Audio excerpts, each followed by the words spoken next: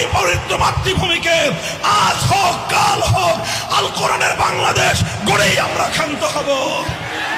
হয়তো খেলাফত, হয়তো খেলাফত, হয়তো খেলাফত। প্রস্তুত হও। এখন আর শুধু মাদ্রাসার ছাত্ররা না, প্রত্যেকটা বিশ্ববিদ্যালয়ে তাওহীদের পক্ষে, খেলাফতের পক্ষে স্কুল কলেজ ইউনিভার্সিটির ছাত্ররা জীবন দেওয়ার জন্য তৈরি হচ্ছে। দাবায় রাখতে পারবে না ইনশাআল্লাহ। ইসলাম হবে দেশের চূড়ান্ত গন্তব্য। যেই মাখলুক আল্লাহর বিরুদ্ধে আইন পাশ করবে সেই মাখলুক হলো তাগুত। সেই তাগুতকে যারা বিশ্বাস করবে তারা সব মুশরিক এবং বেঈমান। মুহতারাম হাজিরিন, আইন করবেন চূড়ান্ত ভাবে একমাত্র কে? যারা এক আল্লাহর আইন মানবে তাদেরকে বলা হয় একত্ববাদী ইমানদার। আল্লাহর আইনের বিরুদ্ধে যারা আইন করবে তাদেরকে বলা হয় তাগুত। তাগুতের আইন যারা মানবে তাদেরকে বলা হয় মুশরিক।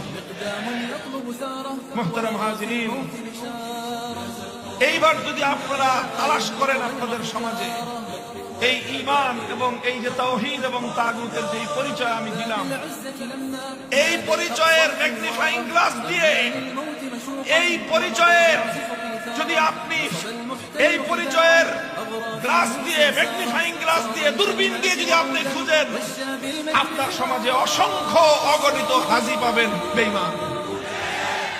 হজ করলে মানুষ ইমানদার হলে আবু জাহাল আপনার চেয়ে আমার চেয়ে কয়েক গুণ বেশি হজ করেছে। কমপক্ষে না হলে 50 বার হজ করছে সে জীবনে। এই আবু জাহেলরা 50 বার হজ করার পরেও ইমানদার না বেঈমান? হজ করলেই মানুষ ইমানদার হয় না। তাহাজ্জুদের নামাজের সময় যায় নামাজ তালাশ করলেই মানুষ ইমানদার হয় না। ইমানদার হওয়ার জন্য সর্বপ্রথম আপনাকে আল্লাহর একত্ববাদে বিশ্বাসী হতে হয়। ইমানদার হতে হলে সর্বপ্রথম তাওহীদকে বিশ্বাস করতে হয়, এবং তাওহীদ ফিল ইবাদাহকে যেরকম বিশ্বাস করতে হয়, তাওহীদ ফিল হাকিমিয়াহকেও বিশ্বাস করতে হয়।